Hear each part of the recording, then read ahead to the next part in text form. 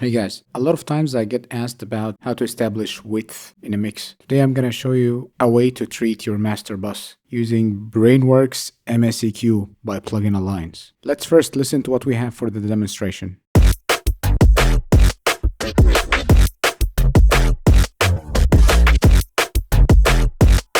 There are a couple of frequencies that I would like to remove from the lower mids. I would like to extend the highs a little bit, and we're gonna try to widen it. Let's focus on the mono section first. I'm gonna add 1 dB at 100 Hz using my shelf, and I'm going to take away 220. I'm going to add 1.5 dB at 6K. We're using a shelf, and I'll take down 160 and also half a dB at 3.1K.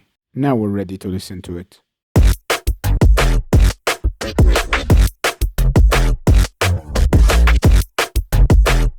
Here is again before.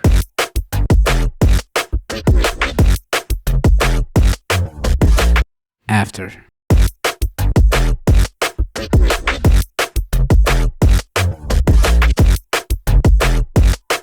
Try it and let me know what you think.